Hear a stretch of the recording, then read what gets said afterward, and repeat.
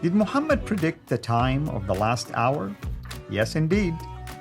But as always, he got it wrong. So, how in the world can he still be considered a prophet? Come and watch.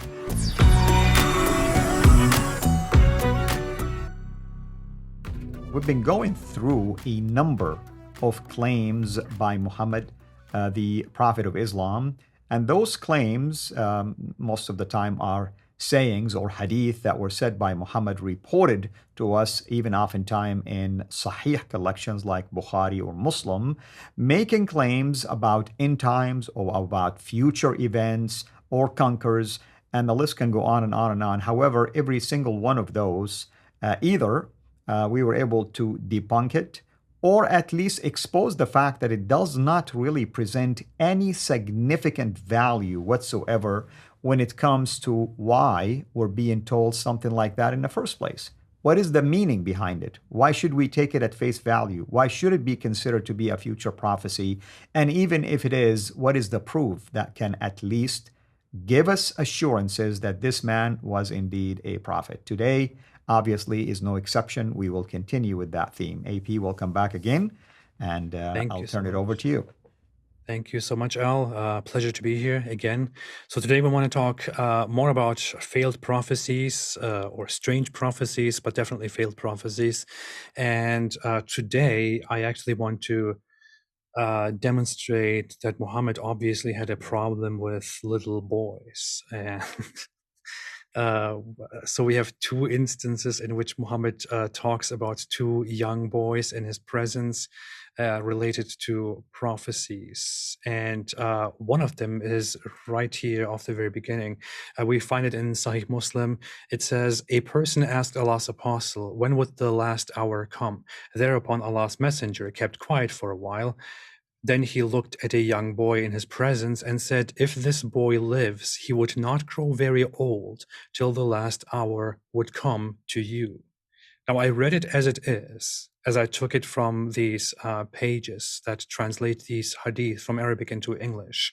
The wording here in the translation is not entirely accurate. The text actually says something like that the hour would come. So they ask him when the hour will come. He then keeps quiet, looks at a boy, and says, the hour will be established, or the hour will not be established, not come to you, established before this young boy grows very old.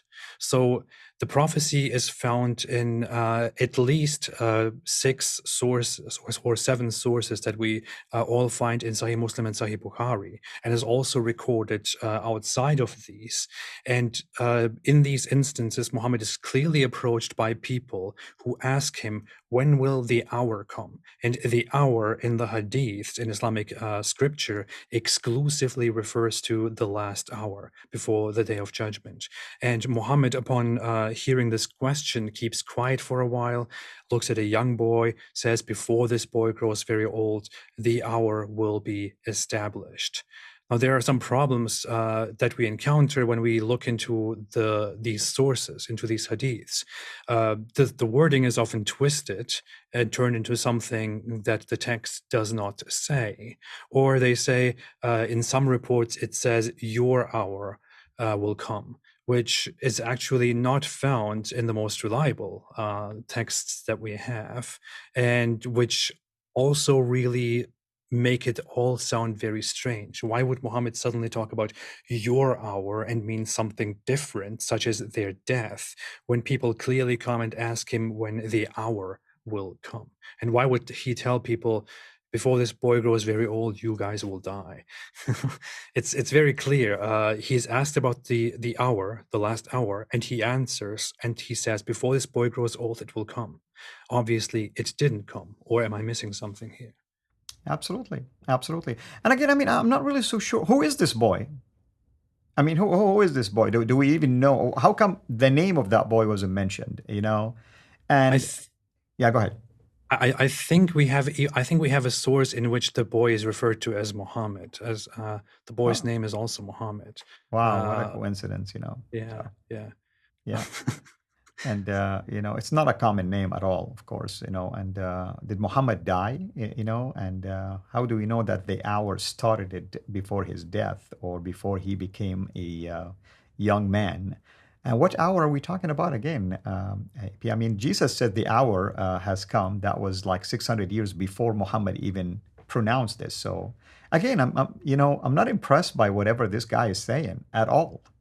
You know? Yeah. And this is, I mean, in Muhammad's case, he in 100% of the cases that he talks about the hour in the hadith, he's referring to the last hour, which will come with all the afflictions, with all the death and destruction, in which the Mahdi will come, and all these things will come, and then the end will happen. So he is unanimously 100% always talking about that when he says the hour, when the hour is mentioned in these sources. And this one is no exception. Here again, it is talked about, the hour is talked about, and he is talking about the hour, pointing at a young boy. Now you could say, he said, if this boy lives, or before he grows very old, well, maybe the boy didn't live, maybe he died the next day. But but that's, and people actually make that, people actually give that response. I mean, some people actually become so desperate, right, in response to this, that they say, well, maybe he didn't get old, maybe he didn't live, but what would be the point of that? That would be an extremely strange way of prophesying on Muhammad's behalf. Yeah, absolutely. What else do we have when it comes to that failed? We have more also to do with boys, which signify the end that will come soon. Now, we talked about the Dajjal quite a few times, and I definitely want to talk about the Dajjal more in the future. But the Dajjal is supposed to be the Islamic version of the false Messiah, and he's supposed to come at the end.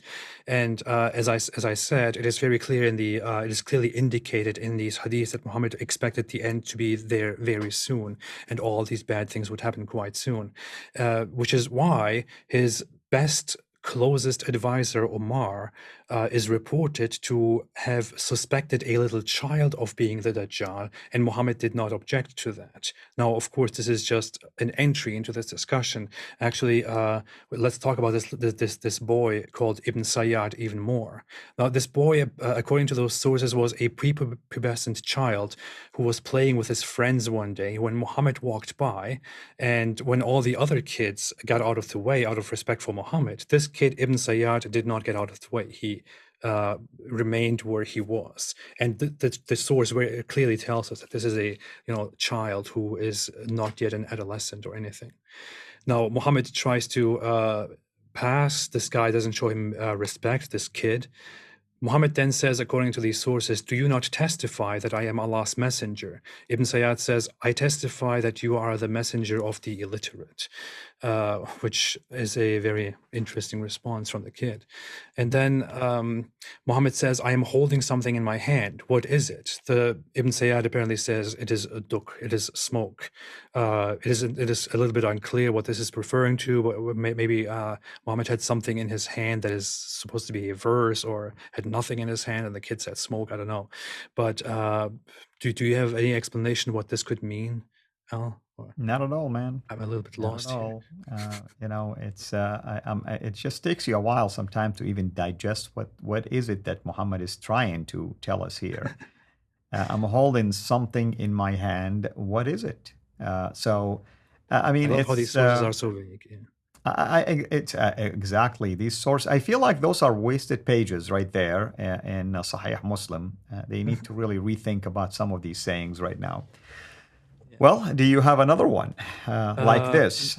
No, we definitely continue. Muhammad then responds to Ibn Sayyad and says, shame on you, you will not get very far, because he's angry at this guy's little disrespect. Upon which, like, this is the sequence. This is how events continue. In the same report, Muhammad's close advisor Omar then says, Messenger of Allah, let me cut off his head. And mind you, we're not talking about some grown-up threat, a warrior or anything. We are talking about, as the source said at the very beginning, a prepubescent child. And Muhammad's advisor Omar says, let me cut off his head, simply because this child was being disrespectful or he was suspected of being something else. Yeah. And Muhammad then gives as a response to this, if he is the Dajjal, he will not succeed. So you will not be able to kill him. If he's not the Dajjal, then you will have, randomly killed somebody. That's pointless. What's very interesting here, aside from the fact that that this is a very strange encounter, is also that Omar quickly just wants to kill a child. And Muhammad then does not say, no, we don't do that, or hey, calm down. No, he says, hey, if he's a Dajjal, you will not be able to. If he's not, then you will just have, pointlessly killed somebody. I love how Muhammad really covers his bases usually, If Yeah. this, then that, and if that, then this, So the Quran actually talks about the story of Moses and Al-Akhdar and Al-Khudr, I'm sorry. And he killed a child and on a prediction that in the future he is going to grow up to be a nasty, wicked one. At least in the Quran, this guy knew the future even more than Moses. And you're telling me Muhammad didn't know anything about the future of this child. Not that I'm promoting, what Omar is saying, of course, but what I'm saying, Muhammad is saying, we don't know. It's pointless if he is not, and if he is, you cannot. So. Well, it goes even further, and it shows us in these reports that Muhammad Muhammad didn't object to the idea that he is a Dajjal. He just said we don't really know. He could be. Right. And we see in multiple sources that this Ibn Sayyad, who later, like everybody else, became a Muslim because everybody was converted to Islam, people thought about him that he is the Dajjal. So people actually thought about him that he is a Dajjal because of this influence from Muhammad and his close advisor. And it went so far later in Ibn Sayyad's life that he said, I think I should take a rope and tie it to the tree and commit suicide because of the talks of the people. So people referring to me as the Dajjal and staying away from me and warning against me. So Muhammad clearly was suspecting this child who grew up to be a sad, depressed, lonely man of being the Dajjal who will come before the end and who will fight the Muslims and do all those wicked things, which shows how cruel his approach and his religion can be, and also how deluded it is, considering that he thought the end is here now. Absolutely. Absolutely. Well, do we have more to continue next time, or... I think we are done with this for now, but we will definitely jump into related topics again very soon. Very good. And just let everybody know that these are just teasers because at some point in the future, AP will be with us here in studio, and we are going to unpack more of these topics and other topics as well. So today, we're just the intent behind today and the previous series of this particular topic, which is Muhammad's failed prophecies, is to give you a glimpse. Maybe some of you as Muslims didn't know about this. Maybe some of you who are reaching out to Muslims didn't know about this. Maybe you've heard a Muslim friend mention something about Muhammad's success in prophecies. And hopefully by now, if you're a Muslim or if you're someone who heard it from a Muslim, you have reached the same conclusion that Muhammad's success rate when it comes to future prophecies is a big fat zero. And in fact, my prophecies that he is not a true prophet are more basically successful because I can prove him wrong all day long. Until next time, have a blessed day.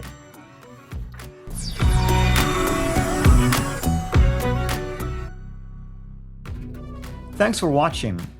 Please like, subscribe, share, and comment. And ring the bell so you will be notified when we release new content. Our mission is to reach Muslims with the gospel of Jesus Christ and help Christians engage with their Muslim neighbors.